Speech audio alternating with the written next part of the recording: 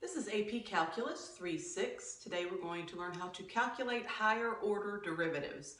And we're going to start out with the notation for higher order derivatives.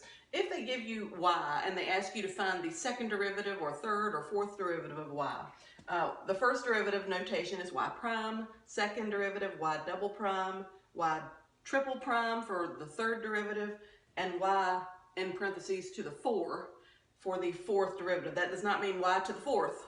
That means take the derivative of y 4 times. For this one, if you have y, or start out with y or even f of x, and they want you to find the first derivative, that would be dy over dx. d2y over dx2 would be the second derivative. d cubed y over dx cubed would be the third derivative. And d4y over dx4 would be the fourth derivative. So those are just some notations. Another one here, y, dy, or d prime y over dx, d double prime y over dx double prime, d triple prime y over dx triple prime, and so on. Here's another notation I've also seen them use. F of x is your original function, f prime of x is the first derivative, f double prime of x, the second derivative, f triple prime of x, the third derivative, f of 4 of x is the fourth derivative. Very seldom do you have to go this far. Sometimes they just want you to do that, especially with like a sine function or a cosine function. They might ask you to decide how many derivatives you have to take before you end up with the original function again. That's one of those things, and we'll talk about that. But with these functions, it's really simple. Basically, the derivative, you know how to take the derivative already. The second derivative is just the derivative of the derivative. The third derivative is the derivative of the second derivative, and so on. So you just take derivatives of the function until you've done as far as they've asked you to do. And one thing that it's important to understand about derivatives is the original function, whatever the degree of that function is, the degree of the derivative would be 1 less. The degree of the second derivative, 2 less. So every time you take a derivative, your degree is going down by 1.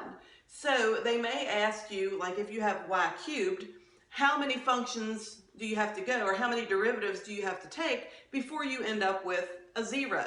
So if you think about that, let's just suppose that my function is y equals 2x cubed.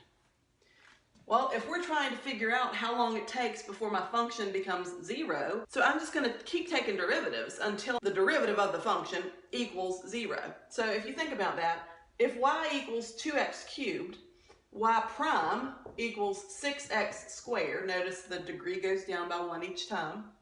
Y double prime is 12x. Y triple prime is 12. And y quadruple prime is 0. So it took 1, 2, 3, 4 derivatives to get to a horizontal line for my derivative. Another thing you need to understand is as we graph the derivative of functions, this function is going to have 2 curves. It's going to have 3 roots. This function is going to have 1 curve, 2 roots. This function is going to be a straight line, 1 root normally. This function is going to be a horizontal line, and this function is going to be a horizontal line at 0. And after that, the horizontal lines at 0 is all you're going to have. No matter how many times you take the derivative after the fourth derivative, you're always going to have 0. So I've got an example here. Most of the time they only ask you to find the second derivative. They don't usually ask you to go further than that unless they want you to notice some correlations between different graphs. Here's an example. I want you to find d2y over dx squared. So thinking about that notation, they're asking us to find the second derivative. The original function is y equals 10x cubed. So in order to take the derivative of that function, I could use the quotient rule, but that's going to make it a lot harder. I'm going to rewrite these. Anytime I can rewrite, I'm going to do that because it does make it quite a bit easier. And so if I take the first derivative, y prime would be equal to negative 30 x to the negative 4. Y double prime would be 120 x to the negative 5th. So that is what they've asked me to find. I'm going to use the notation they use. d2y over dx2 is equal to 120 over x to the 5th. and I have found what they asked me to find. There are applications of the second derivative. The first derivative, we can find the slope of the tangent line, and we can find whether the function is increasing or decreasing, which has to do with the slope. The second derivative helps us find points of concavity and where concavity changes, and that's an application that we'll do in the next unit. In this problem, I want you to find, or I give you f of x is equal to sine x, and I want you to find f4 of x. So I want you to find the fourth derivative of x. So the first derivative, if you take the derivative of sine, you get cosine. For the second derivative, f double prime of x, the derivative of cosine is negative sine. And remember, we're taking the derivative of the angle part, but that ends up being 1 every time, so it doesn't affect our answer. F triple prime of x is going to be a negative cosine x. And then f fourth derivative of x is cosine. The derivative of cosine is negative sine. Since there's already a negative there, we end up with sine. And so what you can see here is, if we keep going with this, we're just going to continue with this pattern, because after the fourth derivative, we end up with what we started with. So it's good to understand that sometimes in your trig functions, what you start with, you're going to end up with at some point, and it's just going to be a cycle that goes over and over again. In this section, it's asking us to find y double prime. Well, for this one, the first derivative, y prime, 3/2 times 4 is going to be 6x. We decrease the power by 1, so that's going to be 6x to the 1/2. And then the y double prime, the second derivative, 1/2 times 6 is 3. Decrease that power by 1, we have x to the negative 1/2. So our y double prime, our second derivative, is 3 over the square root of x. And it's fine to leave it like that. In the next one, y I can rewrite as x plus 32 x to the negative 2. Y prime is 1 minus 64 x to the negative 3. And y double prime is 0. Negative 3 times negative 64 is positive 192 x to the negative 4th. So our answer, y double prime equals 192 over x to the 4th. We need to get rid of that negative exponent. In the next one, I've got y equals 3 cosine of 2x. The first derivative is 3 times negative sine of 2x. The derivative of 2x is 2. So I have y prime is negative 6 sine of 2x.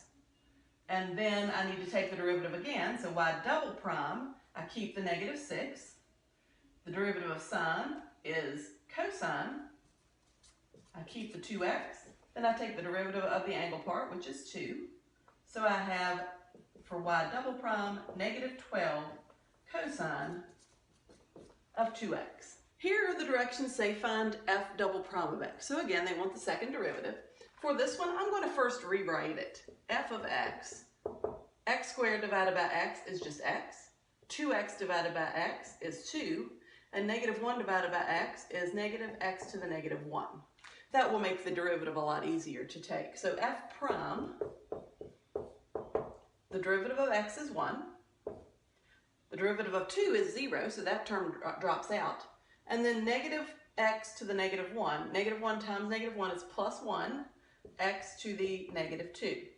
For the second derivative, the derivative of 1 is 0, so that drops out. The derivative of x to the negative 2 is negative 2x to the negative 3rd. So f double prime of x is equal to negative 2 over x cubed. So you see, as you take more and more derivatives, a lot of times the solution gets a lot easier. In the next one, with this one, with trig functions, they're not always as easy as sine and cosine. With this trig function, this is a lot more difficult than you think when you look at it at first. The first derivative for this is pretty simple. F prime of x. The derivative of secant is secant tangent. So we've got secant 3x times tangent 3x. Remember, you have to keep the angle part. And then we have to take the derivative of that angle part. So that's times 3. Then, to get the second derivative, look at what we've got. We're going to have to use the product rule. So it gets a little bit more difficult with the second derivative. And each derivative after that would get more and more difficult. So usually when you have one that's difficult, they're not going to make you go further than the second derivative because it gets to be very, very tedious. So when you have the second derivative, we're going to have to use the product rule. So we're going to keep 3. Remember, whatever's in front just goes down with your derivative, and you can multiply that out at the end. I've rewritten the problem to give us some more room, because if you look at this, we're going to have to use the product rule. So there are going to be a lot more terms than we initially think when we look at the original. So if I'm going to do the second derivative now, I have to use the product rule. So f double prime of x. Well, that 3 has to come down as part of my answer. I'm just going to put that down, and then I'm going to do the product rule with what's left. Well, the derivative of secant 3x, isn't that going to be the same thing that we got when we took the derivative here? So that's going to be 3 times secant 3x tangent 3x times the original second part, which is tangent 3x, plus the original first part, secant 3x, times the derivative of tangent 3x. Well, the derivative of tangent is secant squared. So I have to write secant squared 3x. And don't forget, you have to tag that 3 on the beginning because you have to take the derivative of the angle part, just like we did here and here. Okay? Next, I'm going to simplify anything here that I can simplify. So I've got f double prime of x equals, I'm just going to keep the 3 out there for now. I've got 3 secant 3x tangent squared 3x plus 3 secant cubed 3x. Then I could distribute that 3. So I've got 9 secant 3x tangent squared 3x plus 9 secant cubed 3x. The next thing you could do is you could take out anything that both of these terms have in common. So I could now distribute out a 9, and they both have a secant. So I could bring out a secant 3x. And then left in parentheses, I would have tangent squared 3x plus secant squared 3x. Now, when I get here, I want to be careful to make sure I consider my trig identities to make sure there's nothing that I could cancel out or simplify here. And so when I see tangent squared and secant squared together, I want to think about those trig identities to make sure there's nothing that I can cancel out. So I know that tangent squared x plus 1 equals secant squared x. Is there any way I could cancel this out? Well, if I think about that, that's a tangent squared 3x plus secant squared 3x. So if I move the secant to the other side, here I would have tangent squared x minus secant squared x equals -1. And then even if I try to change this to a positive by multiplying everything by a negative, I would still have negative tangent squared x plus secant squared x equals 1. So there's really no way here to cancel this out and make it a 1, unfortunately. Sometimes it'll work out nice for you where you can do that, but in this case, unfortunately, it just doesn't work out that way. So this is probably as simple as we can get it right here.